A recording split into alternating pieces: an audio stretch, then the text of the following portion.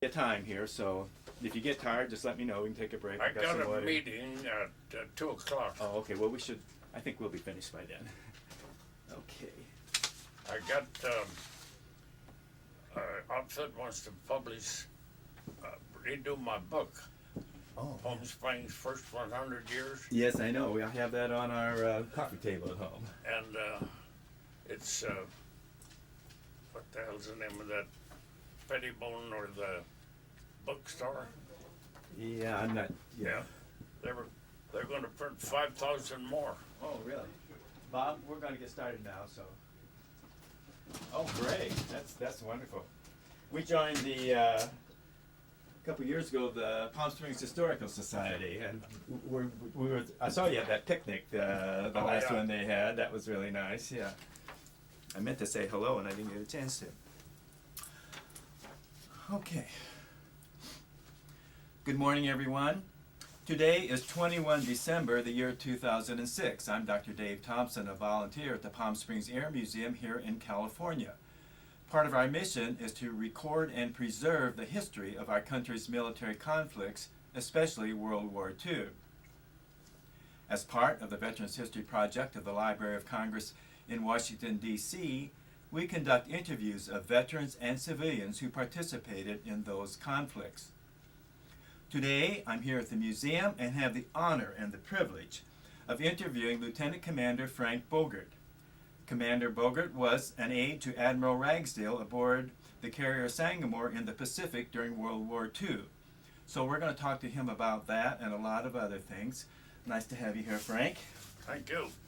Now, first of all, would you repeat and spell your full name for us, please? My name is Frank M. Bogert, B-O-G-E-R-T. And when and where were you born? In Mesa, Colorado. And the date? 1910, January 1st. 1/1/10. We just talked about that. And you got a birthday coming up here pretty soon. Yeah. Which will make you how many years young? 97. 97. Wow. I have my wife's uncle is Julian Stiff, that you may have known here in the day. He had the Chi-Chi, and he will be 98, and he's still alive. He is still alive. I haven't seen him in years. Yeah, he still has his place over on Sunrise, and then he has a daughter, Julie, and he spends the evenings with her. With them. There's a street named after him in there. That's right. Yeah, there is. Yeah, and I've seen that street. Okay. So, and what was your father's name? Harry Bogert. And Mesa, that's Colorado. We think of Mesa, Arizona. I hear that, but Mesa, tell me about where that is. It's the Grand Mesa. Uh-huh. It's 10,000 feet right above Grand Junction. Oh, okay. And it's 250 square miles. It's the largest mesa in the world. My dad came there in 1880, and he ran 25,000 head of cattle on top of the mesa. Then every year he'd take them down to Utah. Imagine 25,000 head of cattle going through all the little towns. Took 2 or 3 days to go through. So they herded them along like the cattle drives you see with horses and stuff? Did you ever go on those with them? I went on the last one when I was 12. Did you? Yeah. So where did your dad come from? How did he get to there? He was from Long Island, and my mother was from Manhasset, Long Island, and they got married, I don't know when, but the old man wanted to be a cowboy, and he came and worked on a roundup in Cheyenne. I've got a whole bunch of pictures that were taken on the old wood plates. Yeah, I'd like to have some copies of that for your story. That would be great. Yeah. And how did he? Where did their ancestors come from? Did they come from over in Europe or somewhere to get to the States? My oldest ancestor came in 1642. Wow. His name was Jan Bogert, and he came to New Amsterdam, which became New York. Right. Yeah. And Where did he come from, though? Did he come from Holland or No, from no, England? no. He was his family. Well, you mean Over, yeah, yeah, San Bogert was from Holland, Holland, right. and my uncle was he'd been dead 40 years, but he was what do you call them? The checks on ancestors. Yeah, He gave me genealogist. the whole history of the Bogert family. Oh, yeah. And my mother came from Manhasset, and they lived in a house with 21 rooms, and the family started the house in 1634. It's a museum now. Were her ancestors from Holland also? No, they were English. English, okay. And what was her name and her maiden name? Her mom. Adelaide Mitchell. Okay. My father was the first Dutchman to ever marry anybody but a Dutchman. All the ancestors were all Dutch. And he was kind of ostracized because he married an English woman. Now, did you say in Holland was their name Van Bogert? Or was it just Bogert? No, just Bogert. Just Bogert, oh, it was just Bogert. I went to Amsterdam, and there's 4 pages of Bogerts. And B-O-O and B-O-G-A-R-T. They all have the same crest. The word means a tree garden. Evidently, they raised trees. Yeah. Did you have any brothers and sisters? I'm the youngest of 8. Do we dare try and remember all their names? Yeah, it's easy. Okay, go ahead. They're all dead except me. Uh-huh. And what were their names? Bertha was the oldest, Margaret, Esther, Virginia, all the girls, and Julia, and Hal, and Charles, and me. Okay. And now, okay, so you lived on a ranch, basically, when you grew up. Is Yeah. that correct? Was there a town in that area? No, Grand Junction Grand Junction was the was the closest. closest town. Yeah. And were there other families around? Or were Yeah, you- yeah. There were about 4 other, they were farmers, not cattlemen. My old man had all the cattle. He had 250 square miles, which is now a park. Oh, is it? Uh-huh. Yeah. Is the house still there that you lived in? I went there in 1968, and the house was leaning like that. Yeah. And the old man, he shipped redwood from California. So it was very expensive in those days to have a redwood house. Mm-hmm. And all the whole family lived in it. How big a house was it? Well, I thought it was a big house, but when I got back there, it looked awful little. It was 2 stories. Yeah. It had 4 bedrooms upstairs and 1 bedroom downstairs. How old were you when you learned to ride? When I was 5, Did you have your own horse? not until I was 12. That's when you got to go on the Yeah. cattle drive. Do you remember the name of your horse, or what did it look like? No, Your first horse? I can't remember him at all. He was just a horse. Just a horse. So around the ranch, I'm sure that there was plenty of chores for you to do growing up. Yep. Like what? What did you have to do? Well, I helped at haying time. We had a deal. All the ranchers around would come and help haying time, about 20 guys. And I run a Dove team that lifted the hay up and stacked it like that. You don't see them anymore, but you'd take the team out this way, and this thing would go up and And how did you you have a hay baler or something that would bale the hay? no, they just stacked it. Oh, they just. Yeah, I see. big old stacks. And they had a great big old knife about that long, was serrated kind of, and they cut like this to feed the cattle. Yeah. What kind of cattle did you have? They were Herefords? Herefords, Beef cattle, basically. Yeah, the old man had some of the first Herefords in the United States. Oh, he did. And they were good in the high country like that because they grew long hair in the winter. Oh, uh-huh. And would you have to go out and round them up, and did you brand them also? Oh yeah, What was your brand? 3/2 circles. It was down like this, 3/2 circles. Yeah. Then when the CCC camps came in, everybody said, "Oh, you got a CCC camp." Yeah. And did you have dairy cattle too? I mean, did you have milk cows? We had two dairy cows Just for your own, yeah. Now you grew up during the Depression, I think. Did that impact you any? Your family much? My dad, in 1907, they had a depression, and he was very wealthy. He was from a wealthy family and owned apartments and all kind of things in New York City.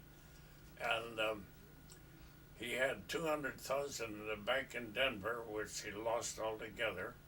Didn't worry him because he had all this stuff in New York. When he checked up on it, his cousin, who was managing everything, had absconded with the whole thing and ended up in jail for 20 years. And the old man ended up almost broke.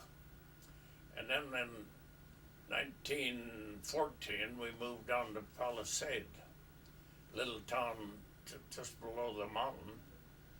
And he bought a car dealership, and we had a peach orchard. And we'd all go out and pick the peaches and pack them and send them. Yeah. Huh. Then after that, we moved to Grand Junction, where I went to school. Yeah. Did you play sports in school? I played football, as it was for kids. It wasn't very good. And did you go to grammar school in Grand Junction Yeah. also? Do you remember the name of that school? Lowell School. And do you remember did you live right in town then? Yeah. Do you remember the street you lived on? 1618 Rood. And- R-H-O-O-D. Is that house still there?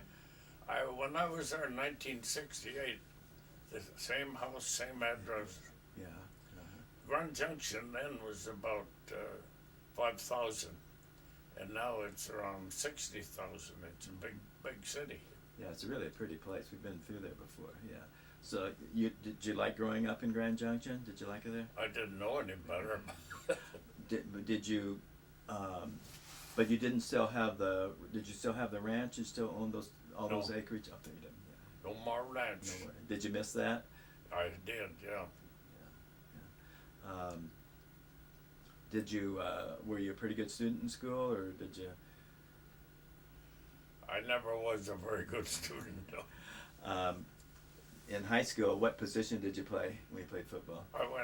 We moved to California Oh. in 1923, I think it was, and I went to 24th Street Grammar School, where the freeway goes right through where it was Was that in Los Angeles? in Los Angeles. Yeah. Oh, okay. So what part of town was that? I mean, And well, it was near the end of the town. In those days, it was in Arlington okay. and Western Mm-hmm. and Washington Boulevard, around that area.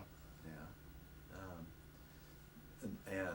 Did you go to the beach much? Was that the first time you had come to And why did you all come to California? Well, ever since I can remember, everybody was talking about going to California. And my uncle, who lived in Los Angeles, kept writing letters and sending pictures. So for years we were going to California, and we finally got there. We bought a house on Gramercy Place, and about 6 blocks from there was the end of Los Angeles. On Rimpau Boulevard, that's as far as you can go in town. And which freeway goes through there now, did you say? Rimpau Avenue. No, I know, but you said a freeway goes pretty close Oh, to... the freeway goes right through where 24th Street School was. Which you remember? 10. The I-10? Yeah, the Oh, okay. big freeway. Sure, yeah. Did you go to the beach much when you lived in LA? All I could. I used to go hunting, duck hunting out of town, and there was just beyond Repo was open space. Yeah. And I'll never forget. I went to the beach in the town right next to Venice. I forgot the name of it. They had a roller coaster, and I'd always thought, geez, I want to go on a roller coaster. I thought they just went up and down like that. And this thing climbed up like that. It went down like that. I thought we're going into the ocean. Just scared the hell out of me. Then I had a surfboard about this long that somebody gave me. And I went out, and a great big old wave hit me, and I went up in the air and came down with this surfboard right across my belly and knocked the hell out of me.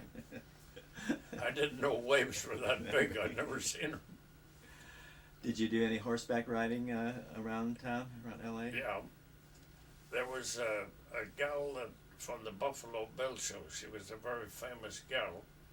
And I used to take a streetcar after school and go out and work with her. Oh. Uh-huh. She had classes for people, and she taught me everything you needed to know about horses. She was an amazing woman and famous. They've got pictures of her in the Art Museum and stuff. Oh, yeah. Huh. Yeah. So what high school did you go to? L.A. High School. Uh-huh. I played football there, and I was a tackle, and I was pretty good. Then when I went to UCLA, I was tall and I could run fast, and they made me an end, and I couldn't catch a ball. I never in my life, when we were kids on the rest, nobody ever threw a ball.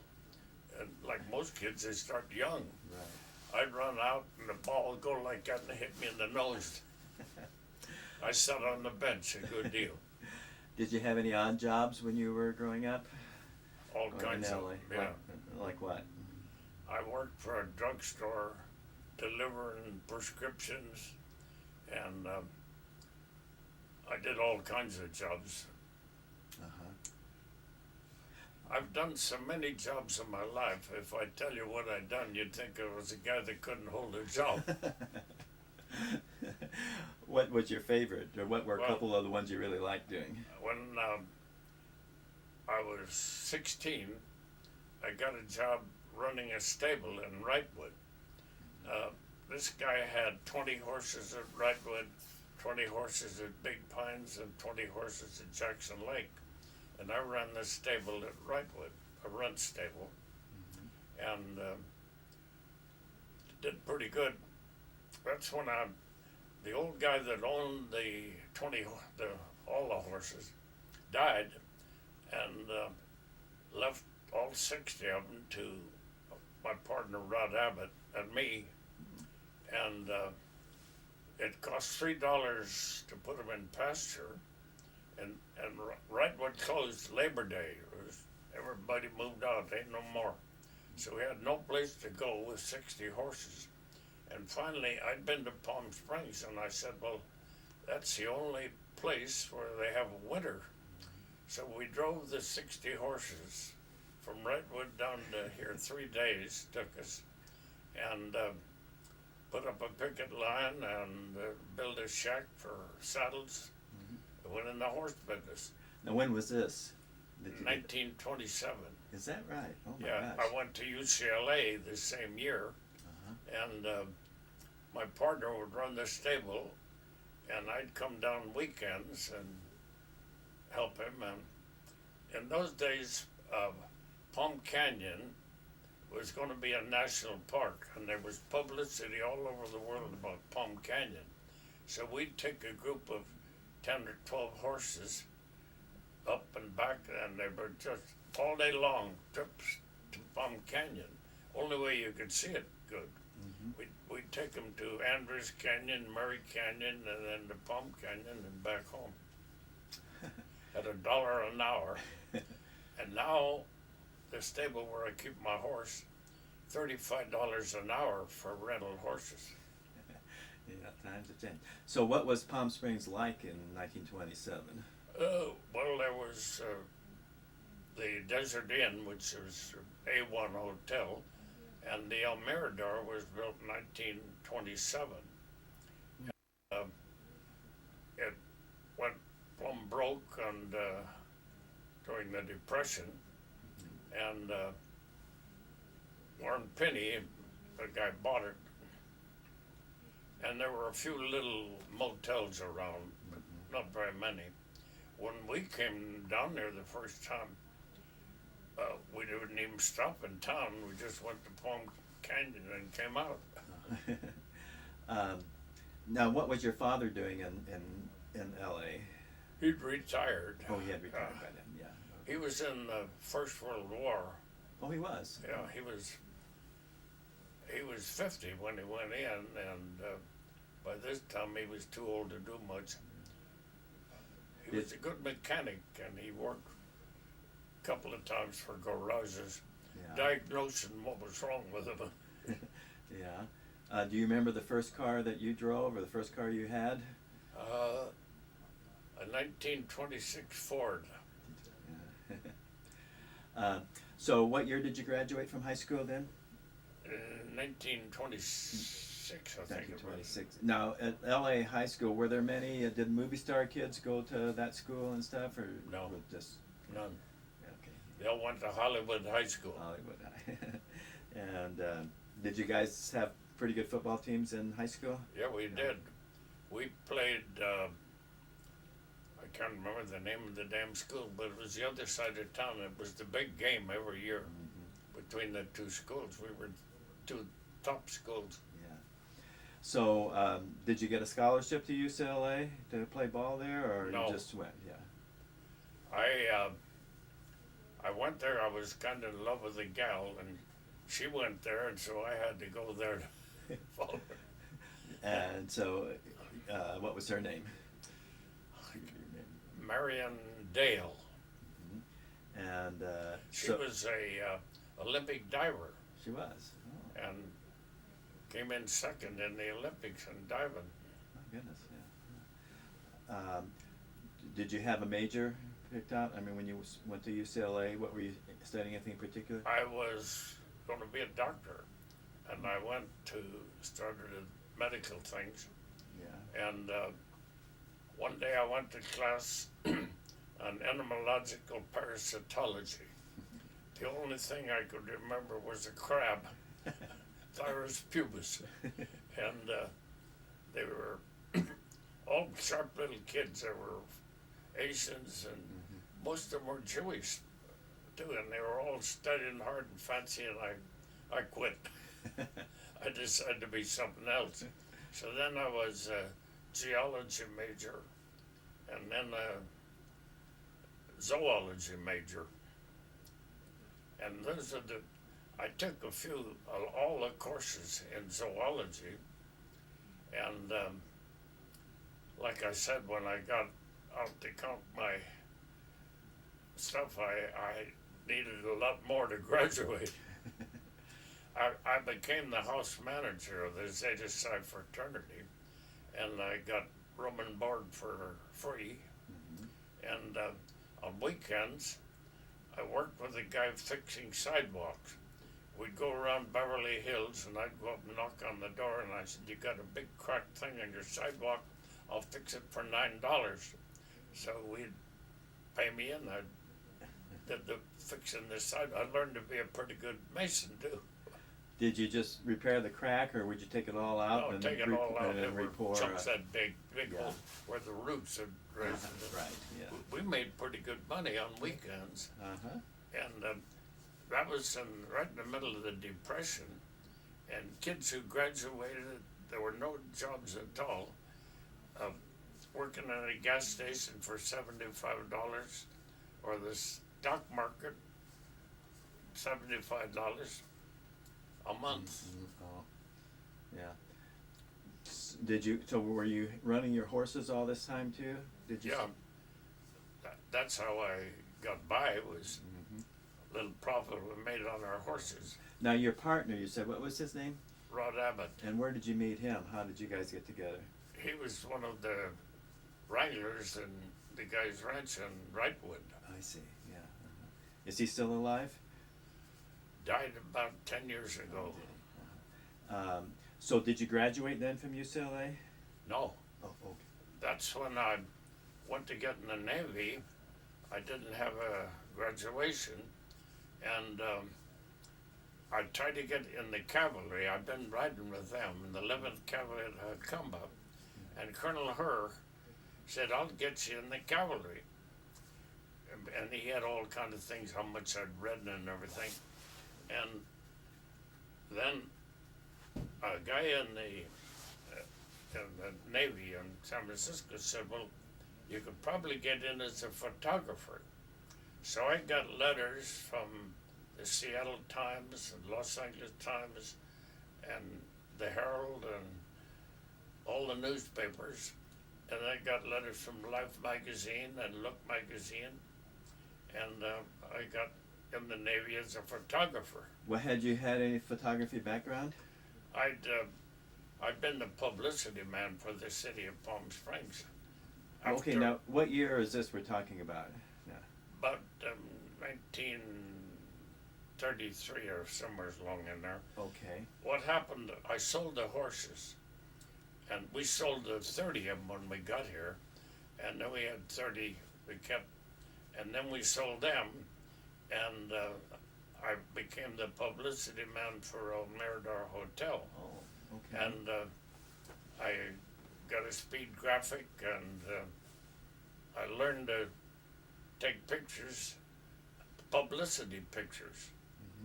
And I'd take a picture of, I'd look people up in Poor's Directory of Directors, and I'd take pictures of them, send them to their hometown. And to give you an example, there was a guy named Dan Bull, who was the president of the Cream of Wheat Company. I sent a picture of him and his wife out by the pool in shorts and everything to Minneapolis, and they was in the newspaper, a picture that big, snowing and cold as hell in Minneapolis. And a store there called me and wanted to get more pictures. So I sent them a bunch of pictures, and they blew them up big and put them in the windows to show what people would wear when spring came. And we got hundreds of people from Minneapolis came to Palm Springs. I bet you did. It was, I think it was a good idea. Nobody ever done it after I quit. They don't take pictures of anybody. Who owned the El Mirador at that time? Warren Penny. He was with O'Melveny and Myers law company, and he came down to handle the bankruptcy and bought the hotel for $350,000 at a bankruptcy court. And a guy from San Diego, Ralph Lecoq, put up the money and became a partner with Warren, and Warren rented.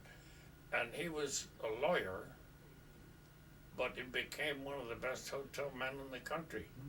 We had a dining room that was gourmet, and a guy out in front dressed up like General Pershing parking the cars, and a hostess. And in those days when people came to a hotel, they came with steamer trunks and stayed all winter, all kinds of them. And now they come with a suitcase and go to Vegas and Hawaii. They don't stay long. Were you married by this time? You what? Were you married by this time? No. Okay. I didn't get married till 1940. Okay. So, okay, now it's 1933 or so. So why were you deciding to go into the Navy at that time rather than staying in the job that you had here in Palm Springs? I was managing the Menlo Circus Club up north in Atherton. And you were living up there or still down here in Palm up Springs? there. Oh, yeah. What happened, I managed the Rocket Club from 38 till the war started. And I'd go up every summer. The Rocket Club would close. I'd go up to Atherton, and they were open all summer. I'd come back to the Rocket Club in the winter. Oh, okay. All right. So when you were looking to go into the service as a photographer, the war had already started then? The what? The World War II had already started? Oh, yeah. Oh, okay. I was thinking that you had tried to go in earlier. Okay. No. Okay. All right. Only because of the war. Right. Okay, I got you. So you got married in 1940, and Yeah. your wife, what was her name and her maiden name? Janice Bebo. And where did you meet her? She was the prettiest girl in town. In Palm Springs? Yeah, and every year she and I'd end up with the only people in town almost. So we got married. She And- died in 1975 of cancer. Oh. Lived 12 years with cancer. And her father, what did he do, and how did she end up in Palm Springs? Her mother ran an Indian store on Palm Canyon, and she'd go to Mexico and buy all kinds of stuff, and her husband had been one of the big Indian stores, and so she knew all the Indian stuff. Yeah. A very successful store. Uh-huh. She'd divorced her husband years before. Oh. Yeah. And so did you have children? Yeah, How many? 3. And what are their names? My oldest one was Denny. She's 65 now. The next one was Cindy, and she is about 63 or something. And then my youngest daughter was 8 years later. And What's her name? Donna, she's married Jose Higueras. Yeah, I was just going to ask. I knew one of the the had married Yeah. Jose, and we live at Mission Hills, so we see Jose Oh, quite a yeah. bit out there. Yeah, he's really a nice guy. We like him a lot. Jose's got a school now at Smoke Tree, and he's got 14 kids, and they're from Israel, Norway, Sweden, India, from all over the world. They're coming to Jose. Yeah, he's a great teacher. Yeah, and grandchildren. How many grandchildren do you have? He's got 4. 4 grandchildren. Okay. Donna and Jose had a boy and a girl, and Denny had a boy and a girl. Yeah. Okay, going back now. So you're here in the wintertime, and you're up in Atherton in the summertime. Yeah. Back in those days. Okay, around 1940 and stuff. So we were talking a little bit earlier, but tell me again on December 7th, 1941, what you were doing and how you found out about Pearl Harbor. I was the publicity man in town in those days and for the whole city. And I was at the dog show taking pictures.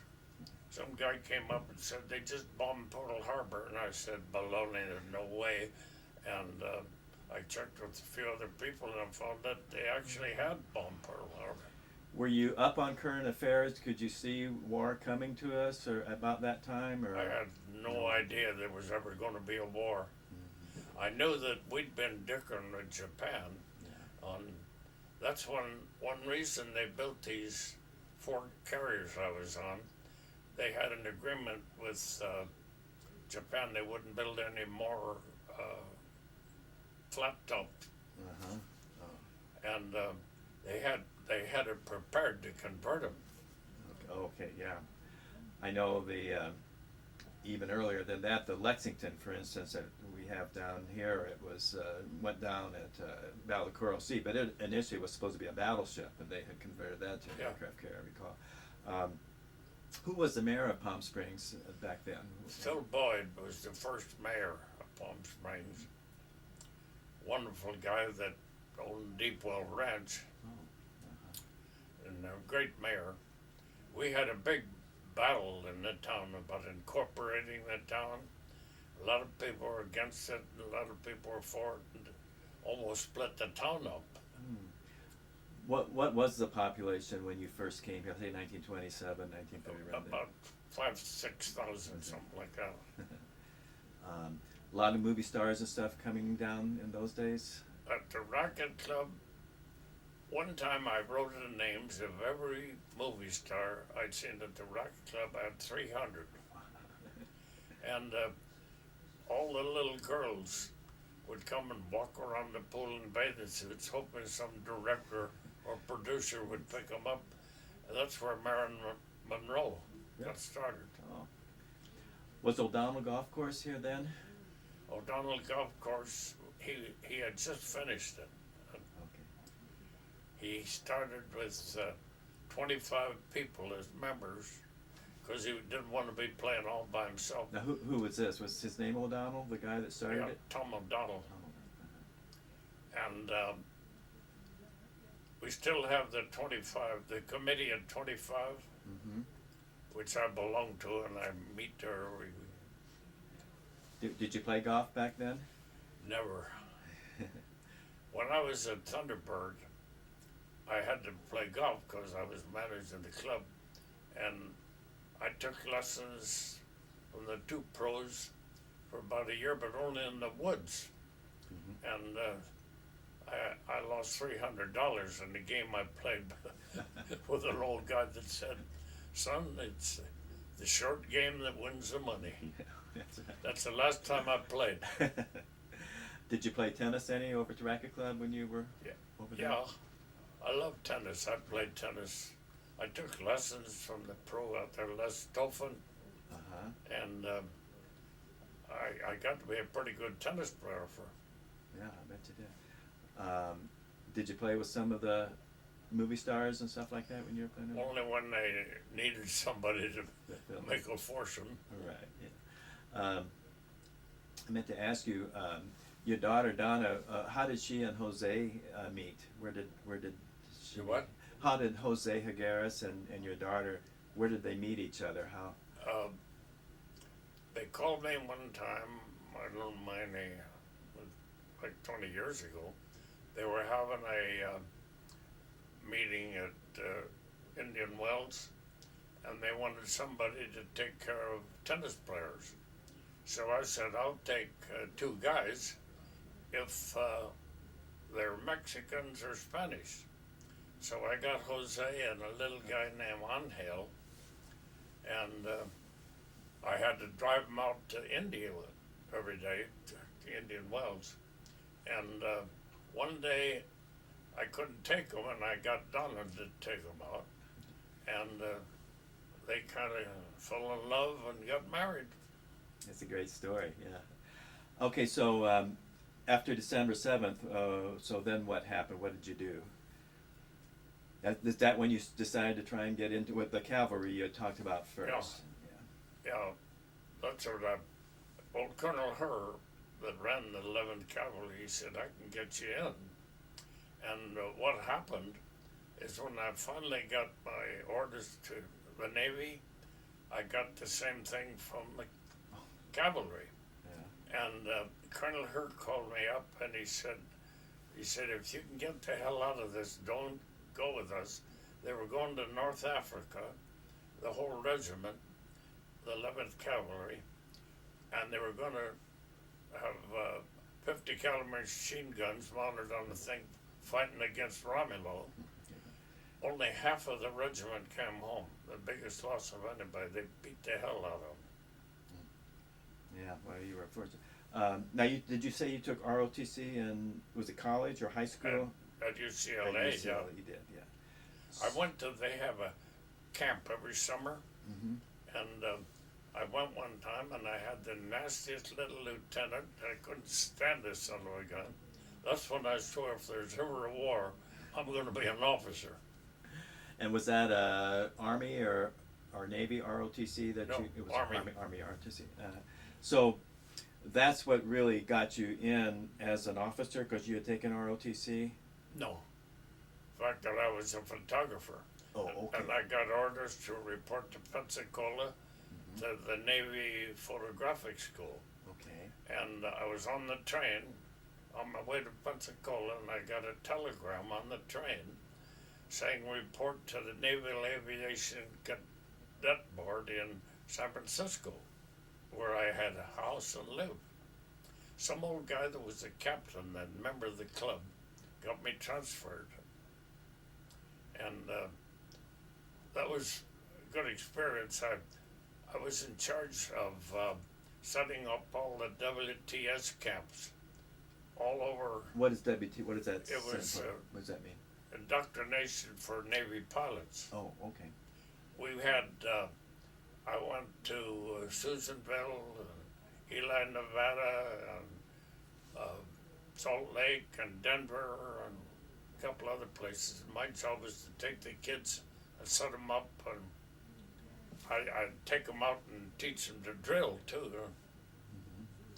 And you know, they were such bright kids. I could make a exhibition drill team out of them, and they were that good. You know? Oh, yeah. Uh-huh. Funny thing, they had no uniforms, and they just brought their own clothes. And it was a long time, almost a year before they got their clothes. And the funny thing, I was ordered to go to Grand Junction, where I was raised, and I was the only naval officer in town, and I had to give speeches at the Rotary Club and the Lions Club and other things. I didn't know a damn thing about the Navy, but I faked it, and I'd read the newspapers every day, listen to the radio. Yeah, and that was kind of on a recruiting, trying to get, or No, we setting up another WTS oh, setting school. up another one of those I had schools. to get a place for them to live, I a see. place to feed them, and a drill place. And then they had an airport there. Kids would fly Taylorcrafts and Cubs Okay, and learn to fly. right. Had you had any interest in flying yourself? I took lessons. At every time I'd go, I'd take a lesson. And when I got to Grand Junction, the flight instructor said, "Oh, hell, you can take it up yourself." So I got in and took this Cub.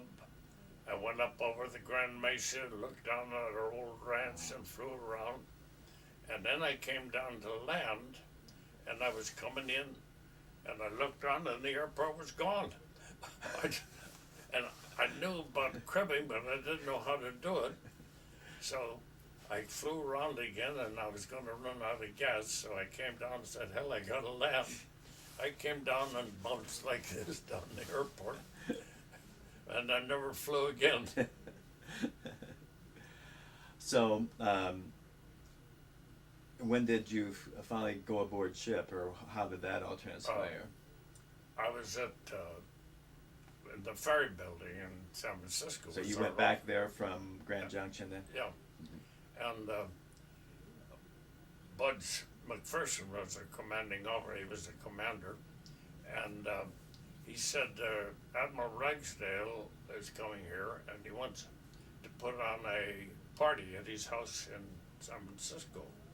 So he said he wants you to help him. So I, having been into the circus club, I brought my waiters and caterers and all kinds of liquor, and I put on a hell of a party for him. Admiral King was there, and Kincaid, and mostly admirals that were in the area, and captains. He was a part of a group called the Quiet Birdmen, and all the old guys that belonged to that were there. And after the party, Ragsdale came to thing, and he said, "Would you like to go to sea?" And I said, "Geez, I've been hoping I could get out of here and go to sea." So 2 days later, I got ordered to report to Cardiff 22 at Alameda and be the aide and first lieutenant for Admiral Van Hubert Ragsdale. Now, and do you have any children by this time? Yeah, 2. Yeah. Okay, and what did your wife think about you going out to sea, or? She didn't like it, but I had a house in Atherton that I lived in, and they were there all during the war. Yeah. Now, the fact that you were over 30 years old by this time, probably, weren't you? Yeah. And had a couple kids. I mean, Yeah. you probably could have got out of going on I active didn't duty. need to go at all. I know, but it's what you wanted to do, and My we father- commend you for that, of course. My old man was kind of a professional soldier. He was in the Spanish-American War and the World War II. World War One, yeah. I figured like him, I had to go to war, you know? Yeah, did he go down to Cuba when he was in the Spanish-American War? No. Oh, he didn't, but yeah, he was. And did he go overseas in World War One? He went overseas, got there just as the war ended. Yeah. I'm sure he has some interesting tales. Okay, so and now what year is this that you're going aboard the carrier? I was 19, the end of 42, I think. Okay, that's the Usssangamon, did you say? Yeah. Okay. There were 4 carriers: the Usssangamon, the Santee, Usssangamon. the Sanango, and I forgot the name. Oh, the Santee. I interviewed a guy who was a Wildcat pilot on the Santee. Yeah, I think he still is around here. And we were long. We didn't have a catapult, and we had F6s. Right. All the little carriers had F4s. Right. Yeah. And so where did you go when you went out to sea then? We left from San Diego and headed east, or west, I mean. Yeah. And on the way out, we lost 8 airplanes. The carriers just going into the water with lack of a catapult and no wind. We could make 16 knots, and they needed about 18 or 20. So when they were taking off, they couldn't get airborne, and they just went down in the just drain. Zoom. Yeah. Especially the TBFs. Yeah. They were underpowered. I always thought, and when they'd go in the water, there were 3 guys: pilot, navigator, and radio man. The radio man never got out. Every one that went down, we lost the radio man. Yeah, the TBF, the torpedo bombers. That's the kind of plane that Yeah. President Bush flew when Really? he was shot down. Yeah. When they'd take off, they'd go around and around and couldn't get in a flying position. They were hanging like this in motor. Yeah. Then they come down and crash in the water. So you had aboard. You had Hellcats and you had TBDs. Did you have dive bombers? Yeah. Oh, so the SBDs. right. They Do you remember the what squadrons were aboard? Do you remember? no, I don't. No, it didn't mean much to me. Right. But interesting thing is, when I got on board ship, my chief was a guy named Red Gardner. And I went to him and I said, "Red, I'm a complete landlubber. I don't know anything about the ocean. I don't know anything about... I never studied signal flags in Dartmouth because I figured I was going to be a photographer." So I said, "I'm the worst landlubber you ever met." And he said, "Well, I've been in this Navy 12 years. And he says, you're the first 90-day wonder that admitted he didn't know something." From then on, he was the best friend I ever had. And to give an example, we were all lined up on the way to Tarawa, and we had 15 destroyers and 1 cruiser and 4 ships. And the admiral called me in and he said, "I want to line the whole fleet into one long line." And he said, "I can't find out how to do it." He'd been looking up in the book. So I go to Gardner and I said, "How do we do this?" And he said, "Tell the old man we put up a Corcoran Queen, something of, all I can remember was Corcoran Queen." So I go in the admiral and I said, "We fly the Corcoran Queen." He said, "How the hell did you learn that?" And I said, "Well, I been reading the book." And he couldn't find it in the book. So we set up the signal, and sure enough, they all lined up in a big long line.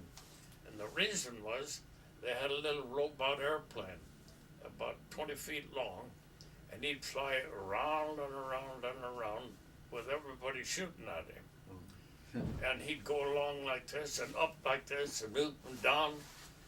Nobody hit him, and it scared the hell out of him. I said, "Geez, if we get attacked by an airplane, we couldn't hit any of them." So you were the flagship.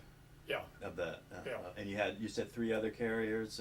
We Yeah. talked about it a minute ago. Yeah. Okay.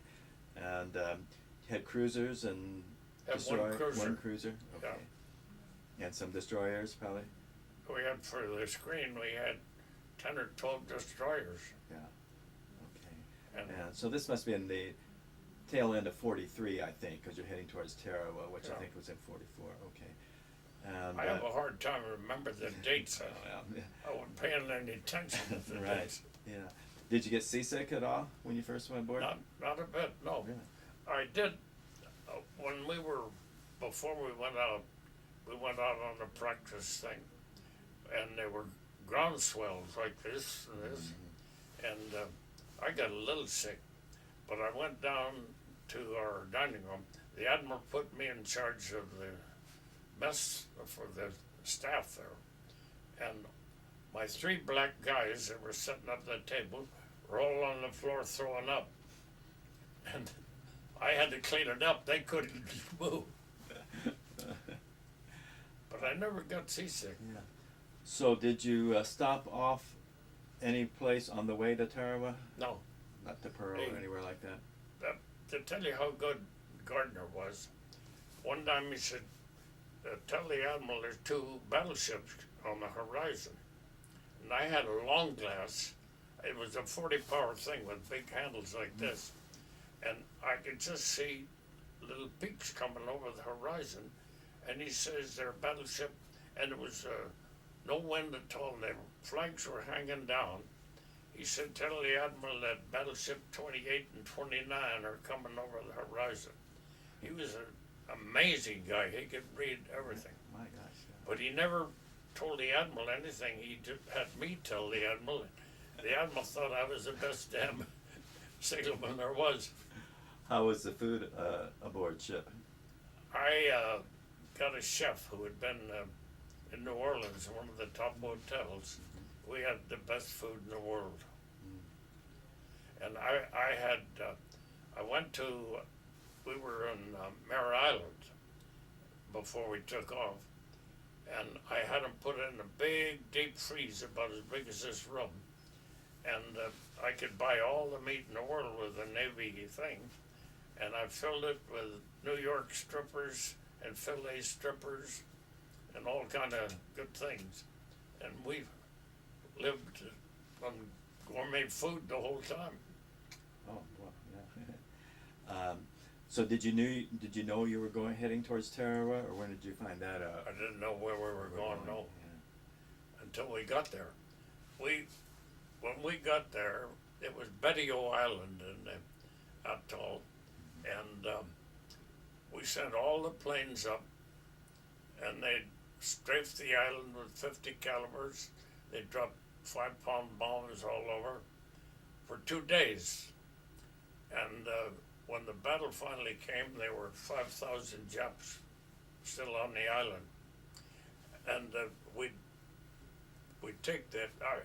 I got the Admiral to point me the photographer for the fleet, and we'd put on the fighter planes a camera that would take an overlap, 60% overlap, and then I got a couple of the pictures that we took, and everybody looked at them with magnifying glasses, and there was nothing alive on the island. We killed everybody until we got there. And what happened was they misjudged the tide, and the Amtrak should go in and couldn't go any farther, and the Japs had I could see all this with my long glasses like I'm looking at you. I was so close, and there were 2 pillboxes they couldn't knock down, and there was a 5-inch gun here, and another 5-inch gun plus 2 pillboxes, and they'd hit these Amtraks, and the Marines would go flying in the air, and one after another, and when they finally got ashore, the Japs had built a tank trap all the way around the island, of posts about 6 feet high, and we got behind those. It was a fort, and we finally could kill everybody there then. And that was something. Yeah, I interviewed a Marine. His name's Harry Hutzel, who was in that first wave at Tarawa, and just what he described is exactly what you're saying. It's interesting that after we'd secured the island, the Admiral let me go ashore. I was the only guy that could go ashore any place. I'd Yeah. go ashore and pick up souvenirs. And the town, the whole island, smelled like dead chaps and dead fish. It had a fishy, dead smell, almost made you throw up. And then I came by one little house of perfume. They had whorehouses on the island, and the mixture of perfume and dead chaps and dead fish, worst thing I ever smelled. Did the Japanese put up any aircraft that bothered you No. when you were over there? They had an airport, but they didn't get anything off the ground. We bombed them all, I guess, first. Yeah. The next day, the admiral let me go ashore, and I went around picking up souvenirs and everything, and finally, the Marines were digging in, and they had K rations and horrible stuff, and I go back to the ship, and we have dinner with filet steaks wrapped in bacon, apple pie, and salad. And I thought, Jesus, I'm glad I didn't get in the Marines. Now, were you taking photographs when you went on the island too? Did you have your camera with you? Not then, I did later, You did. but I didn't take any of them on that island. Yeah. I got quite a lot of pictures I took at Kwajalein and Did you? some of the other Oh, ones. yeah. The, So- Yeah, go ahead. I got a list in there of all the, we were the air coverage for all the invasions under Admiral Connolly. And we went to all the islands where I think it's, I put it in here. Okay. Oh, yeah. Those are all. Yeah. So, oh no, you want the red wrong one's a sheet. little bit easier for you, I think. Yeah. Okay, that's good. That's fine. Okay. Yeah, Tarawa and then Macon Island too, I think. Yeah. And then you went to the Marshalls from. Now this was November to December '43. We were in the Gilberts with Tarawa, Macon, and then the Marshall Islands. You were from January to February '44. Then with the Inuitak and same time, or February to March. Then Palau, and March to April, and Hollandia, in New Guinea. You were there in April and May, and then the Marianas in June to August. Yeah, boy, you were. I can't remember all the islands we went to, but Yeah. I got to go ashore on every island. Did you? I was the only guy that could do it. I'd take the Admiral's barge and go in. One time I'd take all my junk I gathered, and like a lot of Jap helmets, and I got a couple of pistols and swords and stuff. And I found a little Harry Curry knife about that long with a carved ivory handle. And the Admiral came in and looked at my plunder, and he said, I've always wanted one of those. It was the best thing I had. And he ended up with it? Yeah. Did you see any Japanese prisoners on any of the islands? Any live Japs? Yeah. Did you? The only thing, I can't remember what island it was, but there were some Japs in a cage they had there, and they were shaking, and from all the bombing and everything, they were a little goofy, you know? Yeah. And I remember I think it was in Kwajalein, they had women in the thing, and they were undressing naked with a tub of water taking a bath. All the guys standing looking at them. Yeah. Did the Japanese? Did you get any Japanese planes coming at your ship at all while you were over there in any of the engagements? Not then, but later we had a lot of them. Did you? Yeah. The I tell you what, Frank. Let's. I'm just about out of film on this one. Let me change film, and then. We were talking about again when you were in the Marianas and the Southwest Pacific there, and you said that you didn't have much problem then with enemy aircraft, but later on you did? Oh yeah, after when we were at Roy and the Moor, the Kwajalein, Yes. we never picked them up on radar or anything. A bunch of jet bombers came along, and they'd already dumped about 200 tanks of gas on the island, and all of a sudden here comes. They were accurate as hell. They hit the gasoline dump, and we had the prettiest fireworks you ever saw. Big fires going up in the air, and we all were right in front of that, and they put out an order to make smoke. Everybody paid the smoke and covered us with smoke. Mm-hmm. But we had no idea they were coming. Nobody got up to fight them and everything, and they went over, blew the hell out of us, and gone. They must have come in low, I suppose. When you were covering these islands, how close to the island would you normally be? Right in, as close as, well, had all the Marines with invasion things, Right. and they'd come in. Yeah. In fact, I got a lot of pictures of them of coming in, Oh, good. Yeah. and we were as close as we could get every time, you know. Mm-hmm. But did your ship ever get hit by enemy No, planes or anything? We had one time, on our way over, we knocked down 2 submarines, Oh, did you? and when we were coming into Kwajalein, destroyer, we had a torpedo that went right across our bow and missed, and another one that went sidewise and missed. Oh, that's a close call, yeah. Did you, you didn't get in any leave time or into port or any R&R while you were out in the Pacific? Yeah, what happened? We were out of Kwajalein, and the Shenango went out to launch aircraft, and she didn't realize that we were on a zigzag plan for anti-submarine, 40 degrees to the right, 60 degrees to the left on a certain time.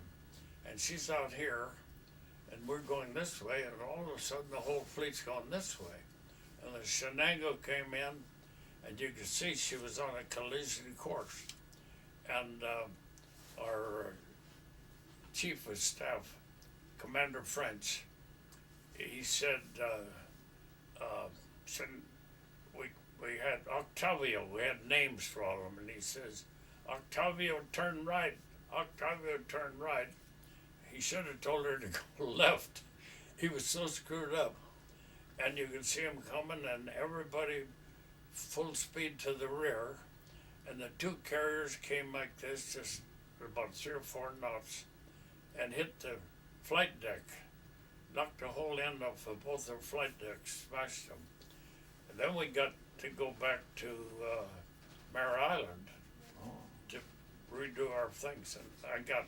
Now, was your ship one of them that? Yeah. Usssangamon, the Shenango. Oh, okay, all right. And the admiral was very worried that he'd get a bad record from that or something, but it was all hushed up and no was ever said any more about it, you know. Did it knock you down, knock you off your feet or anything? No, it was so slow. So, it no, just so kinda, slow, just, yeah. And those I-beams were 6 feet steel I-beams on the corner of the thing, and it just smashed both of them. But it was so interesting, it was just slow as hell, the balloon just kept on it coming. And I got 2 weeks leave back at home. Yeah. Then we came out again, and then we went on to Aide and Kwajalein. Yeah. Did you, were you out there when the war ended? Were you still out in? No, I got out I got back home just as it ended. Okay. were there kamikazes out there when you were out there? When we were, what happened is Admiral Ragsdale went home. After 18 months, and I got Tommy Sprague was my admiral, wonderful guy, and we used to. He needed somebody to talk to, and the pilots, nobody could talk to them, and the enlisted men were ignorant as hell. So every night the ship's doctor and the Catholic priest and a couple other guys would all have a meeting. But he was a wonderful guy. Then I don't have any record of, like this one, of Admiral Ragsdale, of the different places we went before we went to Lady Gulf. Right. We were to go to Lady Gulf, the Marines were landing in Lady Gulf, and we went to do the air coverage. And we had, it's a funny thing, we had Taffy 1, Taffy 2, Right. Yes. Taffy 3, and Admiral Sprague was on the Taffy 3, and Tommy Sprague was on Taffy 1. Oh. It had an amazing 2 Admiral Spragues in Yeah. one thing. Right. And we were steaming through the Gulf to go on up north so we could do all the work on Lady, and we crossed the T of the whole damn Japanese fleet. And it's hard to explain, but that's a big thing in the Navy, to cross the T, you know, Yeah, I because understand. they're all this way and you're this way and you can shoot them. Right. Yeah. And finally, we set up all our airplanes. We knocked down two carriers, I think. Every airplane was up in the air, coming back to gas up and go up again. And we had Admiral Sprague or Ziggy Sprague had a cruiser that got sunk, and we did a lot of damage to the Japanese fleet. And finally, they turned and retreated and went on back. And there was a little guy on the flag bag, and he said, the Admiral was standing up there, and he said, "Hey, Admiral, hurry up, they're getting away." The Admiral said, "Jesus, thank God." Yeah. But they had 16-inch guns, and the sides of our carriers were just thin steel like that, and the guns didn't explode. And we had 3 holes where they went right through and out the other side. Wow. And one of our other ships got, they had 6 holes in them with 16-inch guns. I talked to a little kid that was down below in the hangar deck, and one of these bombs went right, he was up in the cowling fixing something, and one of them almost sucked him out of his seat. Missed him. Yeah, well, I think, as I recall, Taffy 3, they had those little like Jeep carriers, and they almost they went up against these big Japanese ships coming in and held them off for long enough time because I think it was just the time that Halsey took the battleships. They went chasing up somewhere out of a decoy and left you guys just alone with no protection hardly. Carriers had air guns. I think there were about 2 on the ship. They weren't made to do any battle. Right. Yeah. And the destroyers were doing all the shooting and stuff. Yeah. And we were behind them quite a bit, and we caught up with them. Just as we caught up, they spread out a little bit and could shoot at us. That's when we got the 16-inch holes on it. Yeah, really, yeah. Yeah, I think it's referred to as the Battle of the Philippine Sea, I think, in some books, that battle that, so that was... But it's interesting that they thought we were Halsey and turned and ran. Yeah, that's right. Yeah, because that was another turning point in the war, and I think we shot down a lot of their aircraft too. I believe in that battle. But when we left Lady, we came around this way, around the island, and I think we got the first kamikazes in the war. And there was a plane coming in and heading right, and the admiral said, "Look at that, some bitch is going right at us," and he turned and hit a destroyer. We'd have probably been sunk. Mm. And then by this time, the destroyers got radar-controlled guns, and we shut them all down. And 2 times we had that. Another time we had 10 Jap Zeros coming in, and we shot every one of them down except one guy got away. Huh. They were some kind of a rig where if they got within 20 feet, they'd explode. Great to knock down airplanes. Yeah, really. And then we went from there on up to Okinawa or Iwo Jima. I forgot which one we went first. We got in that typhoon. Yeah. And that was the only time I was ever scared in the Navy. And I had to go every 4 hours up to CIC. And I'd come out, and then there was a ladder. You had to come out on the flight deck and go up on to CIC. And I'd peek out the door and see a wave coming and run like hell. But those waves were like a mountain coming in. And the ship would go, I thought it was going to break in half, you know. And I was really scared. Yeah. And after what they did, there were all kind of fleets out there. And we got orders to fly into the wind at 9 knots to keep from bumping into somebody else.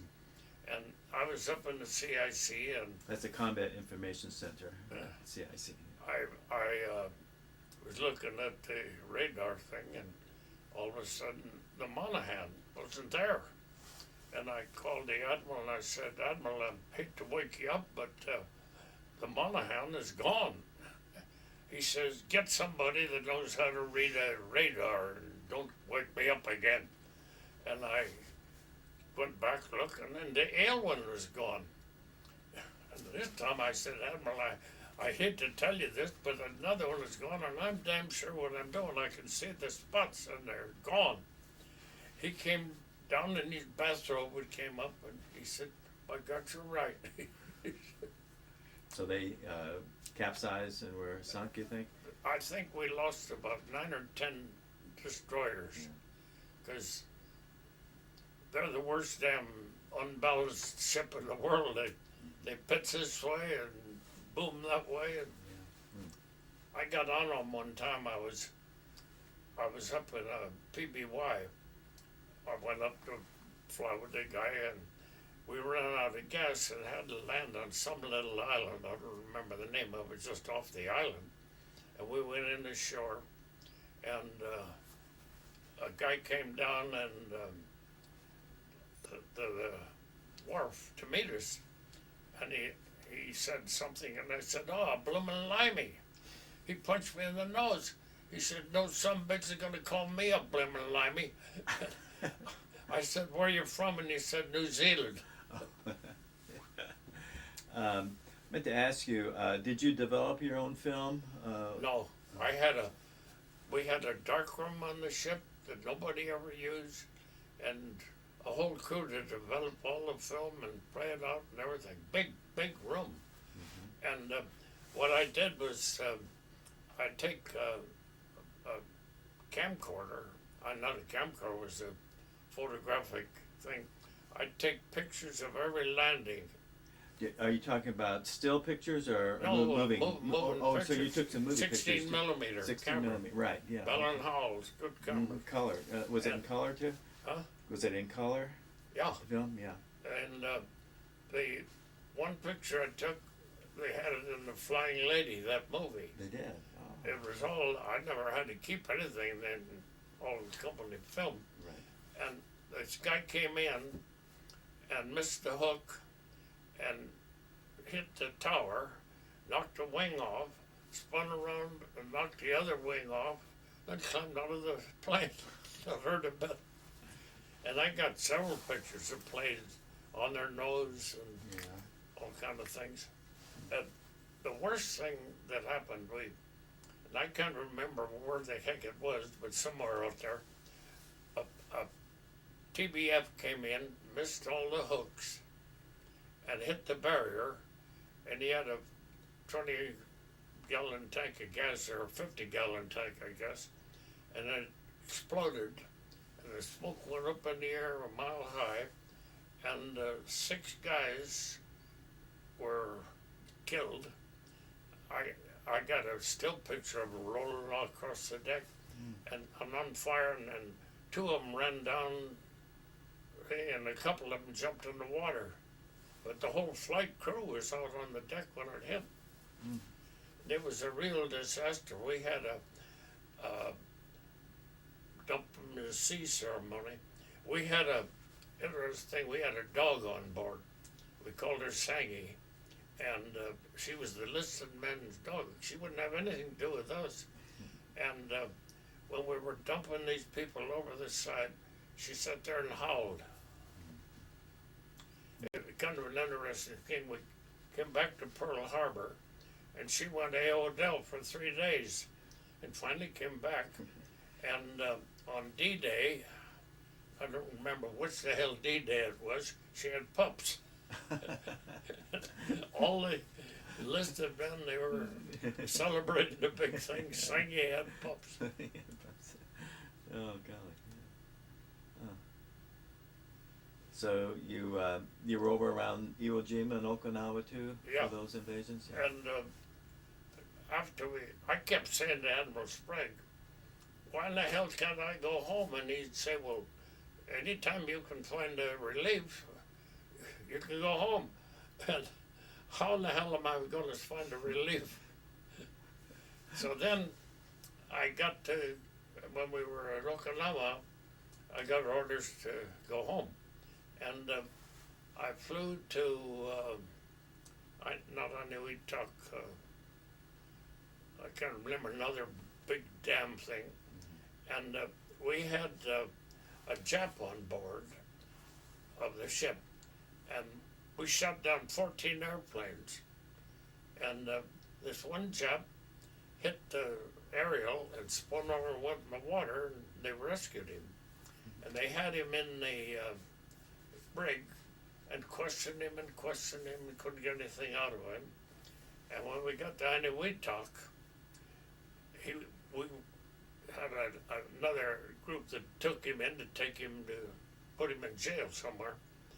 And he hollered at people in perfect English. He said, come down there, I want to talk to you. And he'd looked out the window, and there were 100 ships in the atoll. And he said, those sons of bitches told me if we knocked off 2 more carriers, the war would end it. And he said, and then he told us all he promised, that his family would be taken care of the rest of their life and paid his salary and everything else. He said, the dirty bastard lied at me. It turned out that he'd been a Jap raised in San Francisco, and he went back to see his family in Japan and got in the Navy, in the Army, and became a pilot. And he was so happy to get back to San Francisco. Oh. Spoke perfect English. Oh my gosh, yeah, that's quite a story. Yeah. Did he come back on the plane with you to San Francisco? Yeah. Oh, really? Uh-huh. Yeah, all the way back. Yeah. And so when you got back to San Francisco, what did you do then? I reported back to Admiral Ragsdale. Yeah. He was in Comfair Alameda. Mm-hmm. And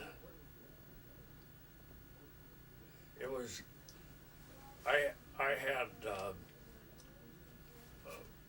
quarters in the BOQ, and all these admirals and captains would come back and report to Admiral Ragsdale, and then they'd want silk stockings and Scotch whiskey and tickets to ball games and everything. I filled my room with stuff for them, and they'd stay there and just happy as hell that I could sell them silk stockings for their wife. Do you remember when you first heard about dropping the bomb, the atomic bomb? No. Yeah. I have no idea. It was when I was there at Alameda. Yeah, right. I thought we were all the reports, we, being the admiral, we read all the reports, and I thought we had the war pretty well won. Everything was pretty much locked up.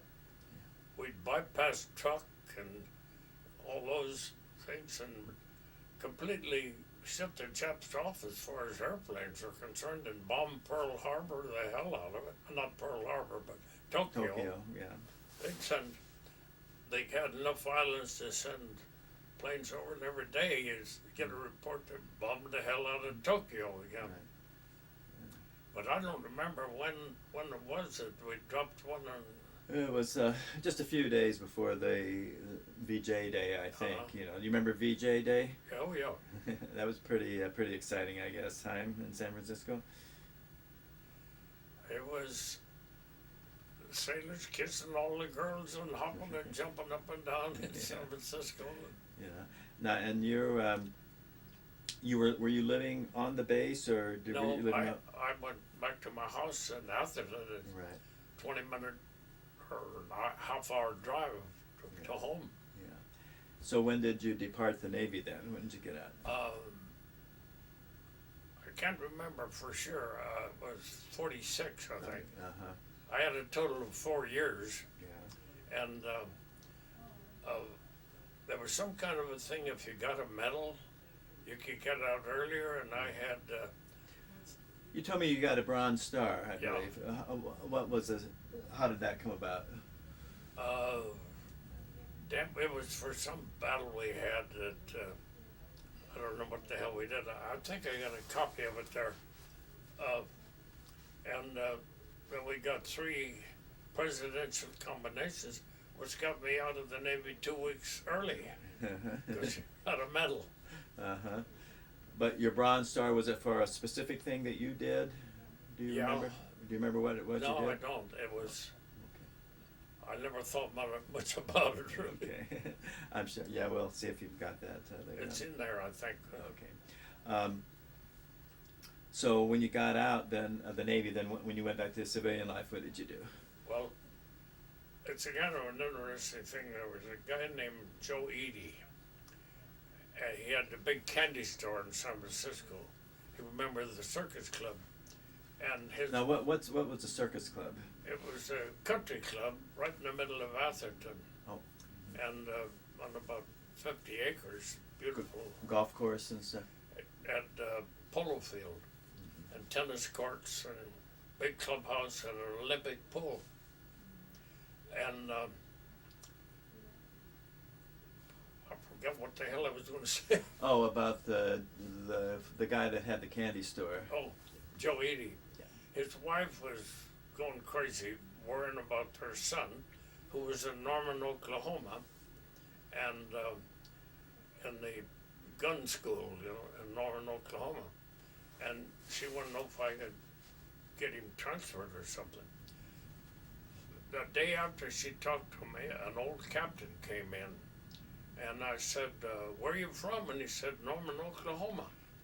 And I woke up a little bit, and I got him rooms in the BOK. I bought him liquor. I gave him silk stockings. I did everything for him. And he's about to leave, and he said, well, is there anything I could ever do for you? Just tell me.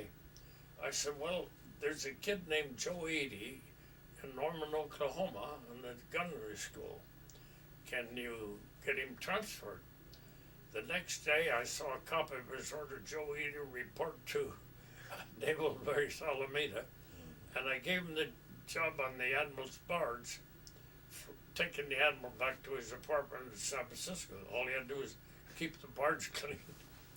So Joe Aide then says, what do you want to do when you get out? And I said, well, I want to start a dude ranch. So I came to Palm Springs. I found it was 700 acres, Section 11, and he put up the money, $34,000, to buy the whole damn section, and then we built a dude ranch. I got 5 more people in. Bill Gilmore, who owned the Gilmore Steel Company, Bill Jason, who owned the biggest paper company, and a guy named Bob McDonald and one other guy, who all put up money in. We built the Dude Ranch, What was the name of your dude ranch? Thunderbird Ranch. Oh, okay. This is all right. And Okay. what happened was we were full February, March, and April, and had to close in the summer, and it was running at a loss. And I had gone to New York to promote my Dude Ranch, and I stopped off and saw people all over, and every one of them would say, I wish you had a 18-hole golf course, because we love Palm Springs, but we don't like to play on that little O'Donnell. So I determined to make us into a golf course. I got hold of Johnny Dawson, who was the #1 golfer in the country, and we finally got him. He formed a new corporation, and they bought out my old corporation, and we built a golf club. We built it on chewing gum and spit. I had a friend of mine had a pipe company, and he put all the pipe in, about 300,000, and said, "Pay me when you can." And we borrowed 300,000 from Franklin Life, who was a local guy here, and built the whole damn course. I don't think we had over $1 million. And we put houses all around the golf course to sell the lots to pay for the golf club. And we sold the lots for $6,000. And somehow or other we built a golf course. And then we charged $400 to join, and dues were $200 or something. And now the lots on the hill, I couldn't get anybody to buy them. And the lots that we sold there for $6,000 are now $600,000. What year did you build the golf course? 47. Oh. No, it was the Dude Ranch was 47, and the golf course 51. Okay. And Did you discontinue the Dude Ranch completely when No. you built? Oh, okay. no, well, I still had the horses there, and that's all. I had a stable with red horses, and it was great. All the kids in the club, there were a lot of kids, would all ride, and I had an instructor to teach them. And I put in a skeet range up on the hill, and was immediate successful. When the pros started playing tournaments there, were you still involved with Thunderbird? Yeah, we had the tournament, $10,000 tournament that turned into the Bob Hope Classic, you know. Yeah, I know. And we had all the top pros in the country and everything for 10,000. And the last year, Thunderbird tore down my old Dude Ranch and built a beautiful clubhouse, and every member had to come up with $40,000, and quite a few of them quit. But now they're loaded, and I charge $100,000 to join, and they got all the members they need. Sure. Yeah. So you managed it then for a while, the golf club? I did you? managed it for about 4 more years And where were you living at this time? in Palm Springs. Uh, I had a house in Palm Springs. I'd have to drive out there every day. What street did you live on in Palm Springs? On same street, Plymore. Oh, okay. Same house that you have now? Yeah. I built the first house out there. And I got my horses in the backyard, and I could ride out any place. Uh-huh. And so when when did you leave Thunderbird, and what did you do after that? I had the worst job I ever had. Every member thought they were my boss, and they would complain about I charge 35 cents for freshly squeezed orange juice. They say it's way too high, you can't charge that much. And they had one old guy named Norm Waters who had been in Chicago with Buick business. And he came to me one day and he said, my brother-in-law sells groceries, wholesale. I said, I want you to buy all the groceries from him. And I said, well, I'd be glad to if his price is equal and if he's got 10-ounce cans, because you need big cans for everything. He said, he only has little cans because he only sells to grocery stores. And he said, I don't give a shit what size of cans you gotta buy from him. So we had a directors meeting and I brought this up. They kicked him off of the board. That was the end of him. But I had guys who were in the restaurant business were trying to tell me how to run the dining room. One guy wanted to put up a signal of 1, 2, 3, 4, 5, which waiter was serving you, and all kind of dumb things. So I was disgusted, and El Mirador offered me a job managing El Mirador. So I came back. They'd had 6 managers, and none of them could put up with it. And so I got that. I was there for 2 years, and there again I ran into 17 owners of the ranch, all from Chicago. Roy Fitzgerald was the president who owned the national city lines all over the country. And one day I went to him and I said, Roy, I can't put up with this job with all 17 of your guys coming and raising hell me. And I said, I can only work where I got one boss. And he tried to beg me to stay, but I said, I'm sorry, I'm leaving. And Desi Arnaz was a good friend of mine, wanted to build a Desi Arnaz hotel. So I went to work for him, and he Was made that in Indian Wells? in Indian Wells, yeah. He made a bet with some guy he could open in April for $25,000, and we rushed everything. We had all the furniture in storage ready to put in, the rugs and toilets and everything were all bought, ready to go, and we finished the damn hotel and opened in April. Then I ran that for 2 years. Then I became a real estate man. What year was this about now? Oh, somewhere's around 62 or somewhere. That, in the meantime, I'd become the mayor in 1958. Oh, you had. How did that come about?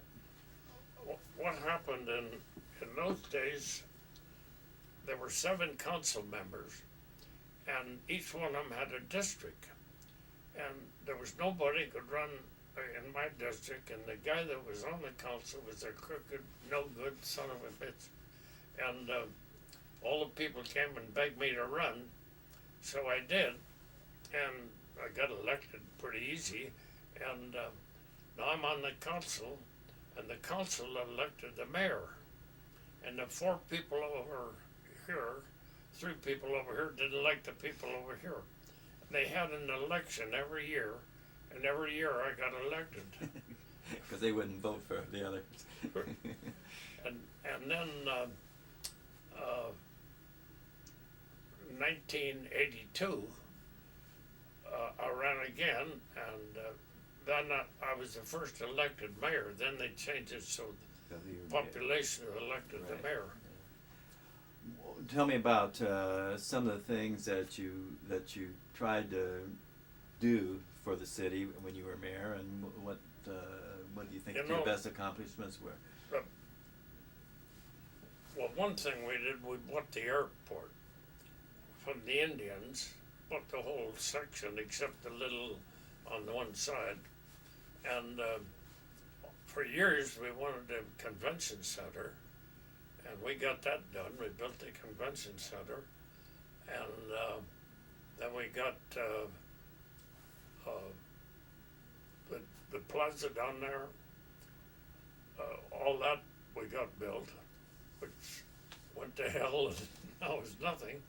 But it was a big thing in the Hyatt Hotel, and we got 4 hotels built.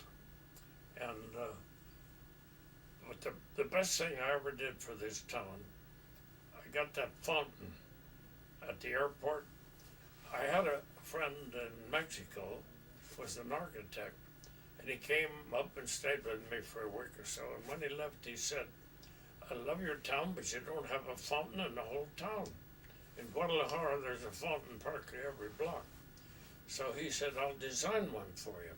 So he designed a big fountain and sent me the plan.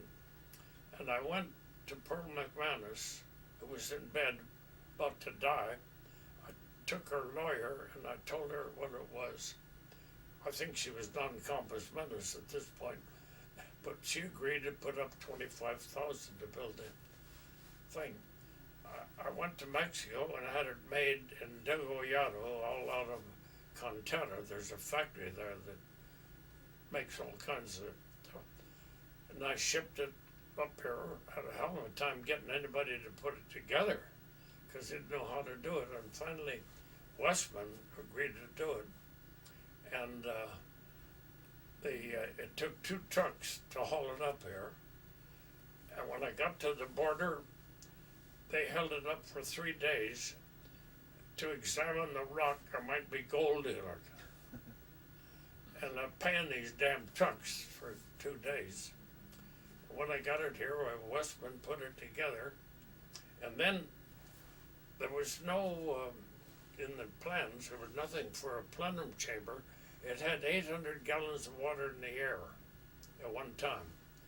And they had to build a tank with water in it to pump up the thing.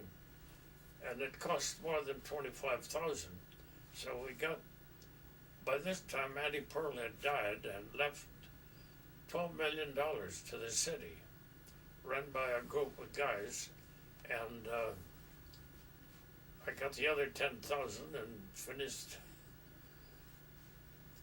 And it's the only thing that says Pearl McManus. Everything else had to be McCallum, who was her father.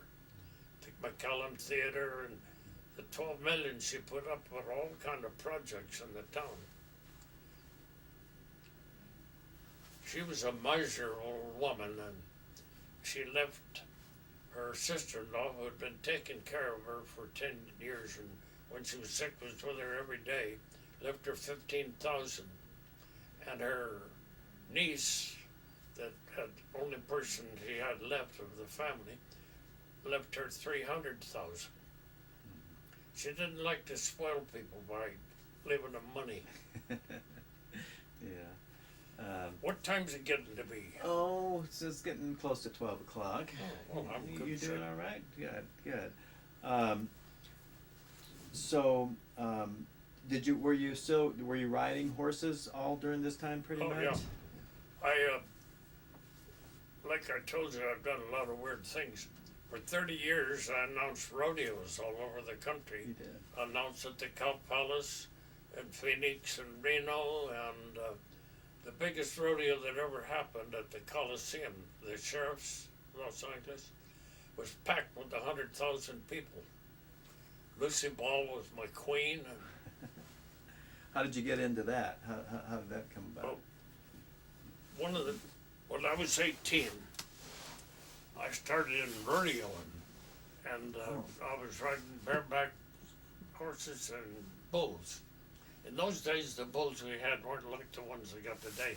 They were just bucking bulls. And I won enough money to go from one rodeo to the next. And I was in Vernal, Utah, and riding a bareback horse, and he bucked sideways and hit a wire fence and went over the top with me. I lived next to the wire fence, and he missed me about that far. And I got up and I said, I don't think I'm going to like this anymore. So then I became a rodeo announcer, and Abe Lefton, who was a famous, had to quit. He got emphysema or something terrible, and I announced all of Andy Reggie's rodeos, every little town in California. And finally I quit that, and I'd been going to Mexico for 50 years, and learned in Spanish, and Antonio Aguilar, the top star, he's like John Wayne in Mexico, put on a show, and with his wife Flor Silvestre, who's a famous singer in Mexico, and my good friend Antonio Hill called me and wanted me to work for him, and he couldn't find anybody that could announce both Spanglish and English. So we put on the first show at the Cow Palace, and then we went to Salt Lake and all over the whole United States and to Puerto Rico. For 2 years I did that, and I don't. This is kind of interesting, but one time I said, Flor Silvestre es una muchacha muy aplaudida in Mexico. It means she was greatly applauded. Antonio ran over and said, yeah, don't say that, don't say that. God.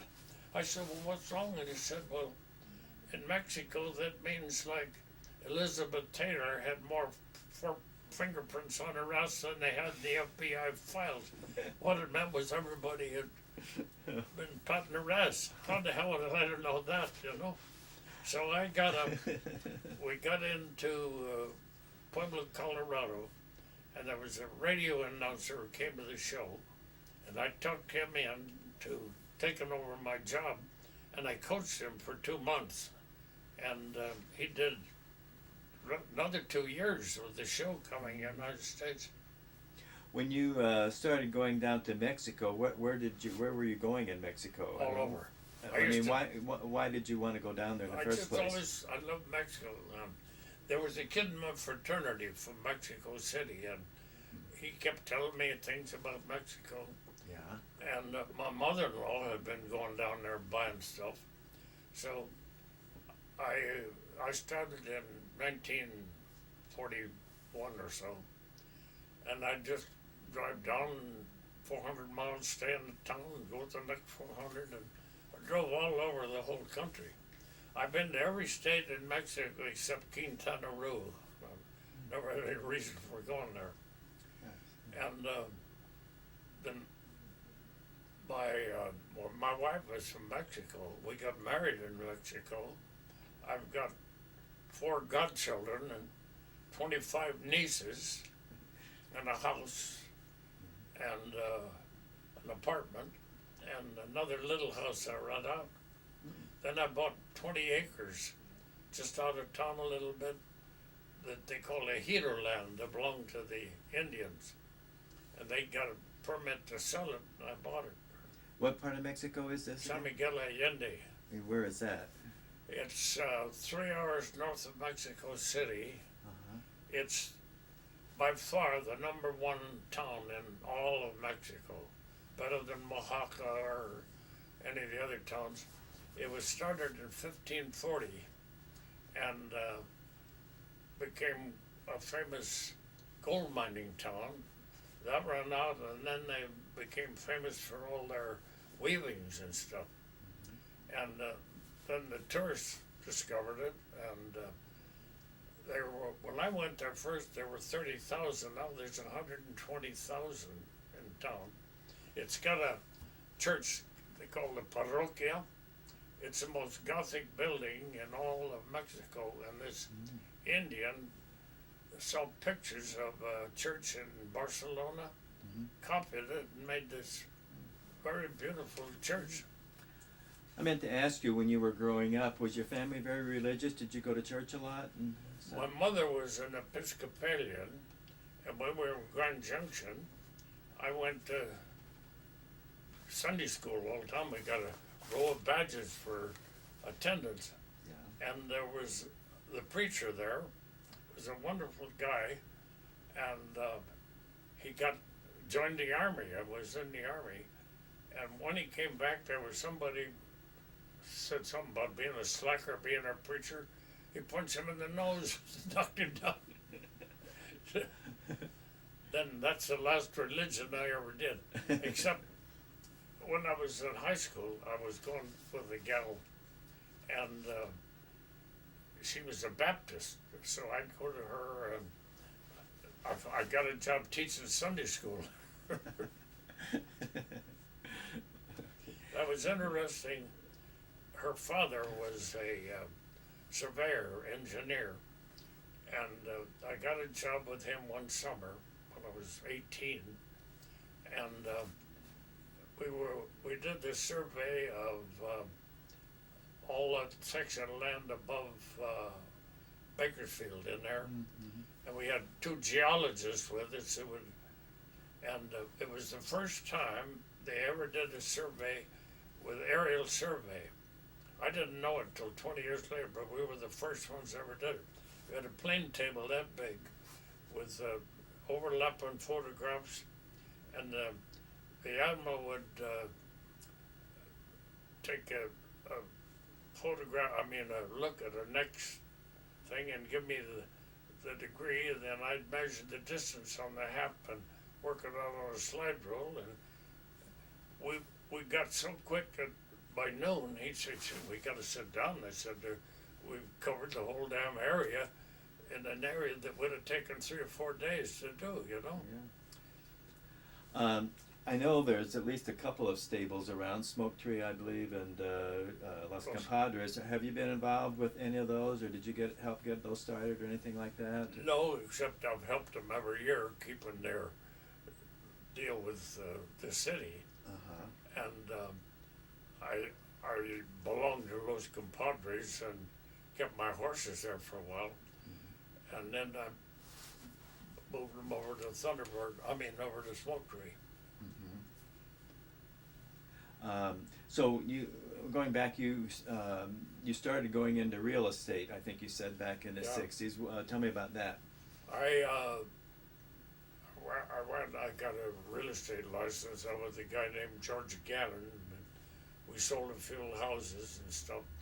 And then I got my broker's deal, and I became a partner with an old gal that, we had an office downtown, and one day I saw the Los Cazuelas people measuring around, and they'd bought it and built Los Cazuelas on top of my office. And they did it by remodeling. And they kept the old building and built around it. Are you talking about the Las Cazuelas Terraza? Terraza, yeah. Mm-hmm. And I made a deal to the country club, Mesquite Country Club. A guy named Jim Temple, and Bud Ferrer owned it. He was another friend of mine. Anyway, I made a $250,000 commission, and that kind of set me up for a couple of years. Yeah, I guess so. Yeah. How long did you stay in real estate?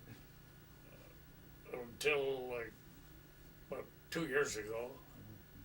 I had to take every year you have to take a broker's thing again. And then after so many years, they excuse you from taking the damn license. Oh, yeah. And then you had to pay $400 for a year, so I quit. Just a year ago, I quit being a broker. And how long have you been presently married? What? How long have you been married? Are you married? You're married now. 27 years. Okay, and Kind of interested. I married a Mexican girl, and it's kind of interesting how we got married. And we got married at a church down there with all her nieces as being our bridesmaids and everything. 27 years ago. did you meet her in Mexico? Yeah. And what was her name? Her maiden name? Aide Romero. She was a lawyer. She graduated from Querétaro as a lawyer, and how I actually got with her, she was working for two gay guys, and who made furniture down there and shipped it up here, and she was in charge of checking and shipping and everything they did, and she came up here, and with another gal, and General Fox called me up and he said, I've got two of my girls coming up there, will you take care of them? So I took them out and took them up the tramway and took them all over. And the other gal was a beautiful gal with long hind legs. And they didn't look all that good to me, but the pretty one went home. So I ended up with Nehi, and we got to romancing, and one day she said, let's get married. I go to Mexico, and her father's there. I had to get permit from father. And the old bastard, he'd study dictionaries, and he used more long words. I didn't understand hardly a thing he said. And finally I turned to Nay and I said, what did the old man say? She says, it's okay. Then we had to go to the Catholic priest and then to the bishop. And then finally, when we got married, I had my birth certificate from Episcopalian Church. He said, why didn't you tell us this before? You're one of us. You can take communion. I never went to church. Yeah. Do you go to church now at all? No. No. Okay. Only the weddings and funerals. Probably plenty of those to go to. So what did her father do down in Mexico? He was in charge of the road construction for Guanajuato, the whole state. And is there Spanish blood in their background? Did they? Her mother was pure Spanish, and her father was a mestizo. You know what a mestizo is? God, that's half Spanish and half Indian. Mm-hmm. It's interesting. I give talks on Mexico, and Mexico,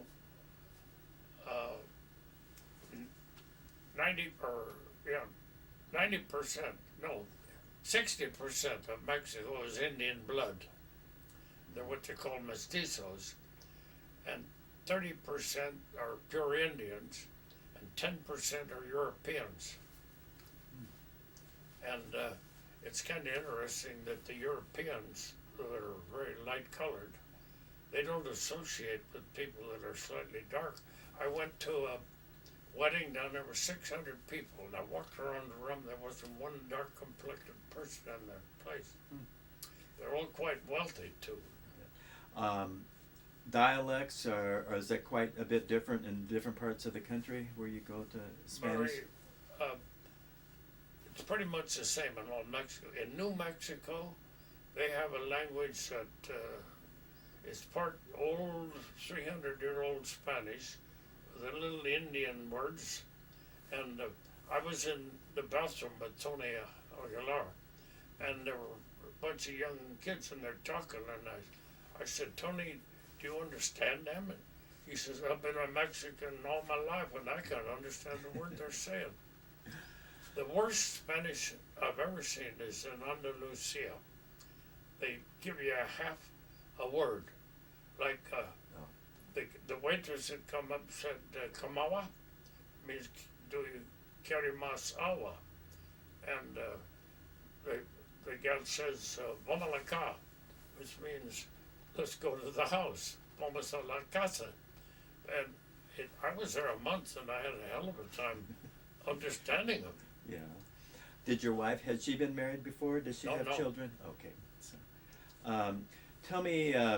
She was 28, and I was 68 when we got married. Oh my gosh. Yeah. Tell me, looking back over the years that you were here in Palm Springs, starting back in like 1927 or so, name off some of the best friends that you've had here in the desert. Well, Lucy Ball was my #1 friend, and I loved her, and every place I'd go, she'd come. When I started Thunderbird, she came and built a house there. When I had one summer I was in Colorado and had a dude ranch, she came up there. Every place I'd go, she'd be there. I've got 2 letters she wrote on 2 pages and stuff, telling me things I ought to do and I ought to be making more money and this and that. And a week before she died, she called me up and talked for a long time. And I think she knew she was going to die, because I talked to a couple of other of her friends, and she'd call them, and I think she just called her old friends, and that was the end, kind of. Mm-hmm.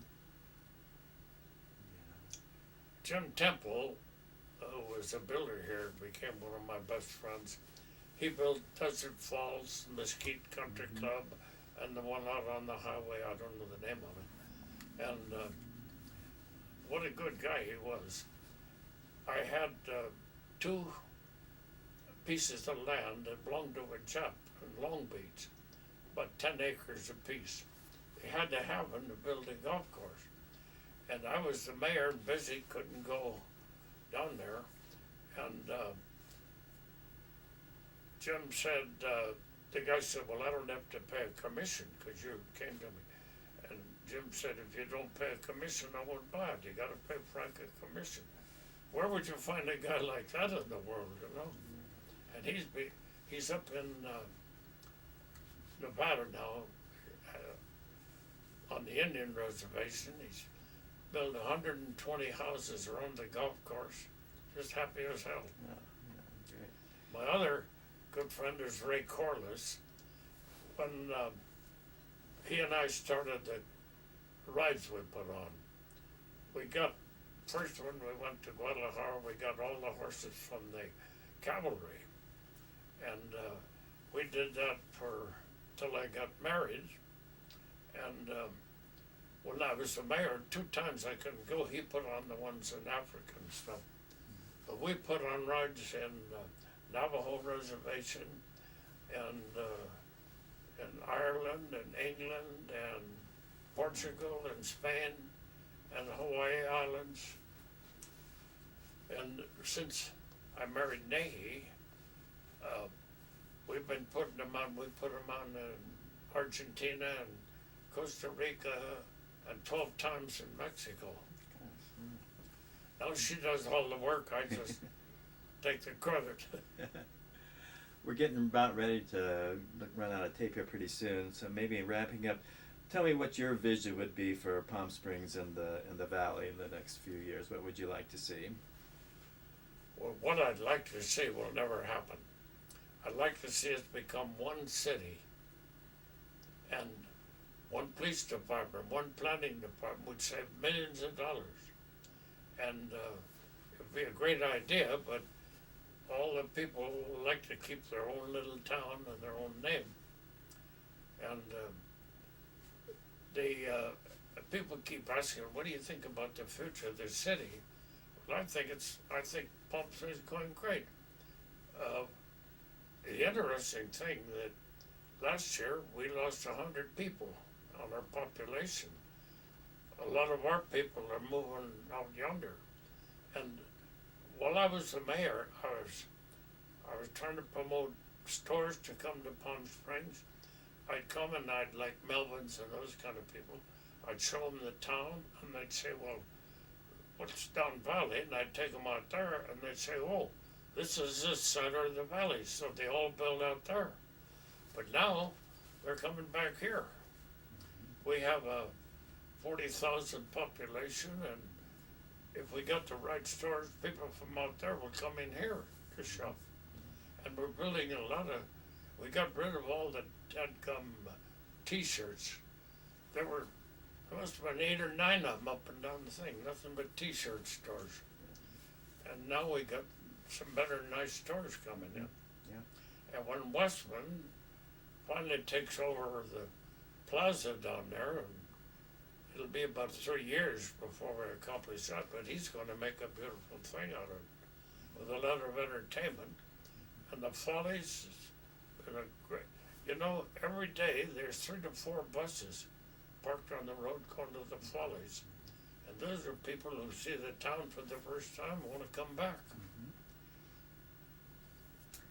Yeah. Well, Frank, I think we'll wrap it up. Any final, anything you'd like to share before we close Nothing it? except I've got to go to the bathroom again. Okay. I'm Frank, pit. thank you for your service to our country. Thank you for your Very service good. to our town, and thanks for coming in and sharing with us The, today. That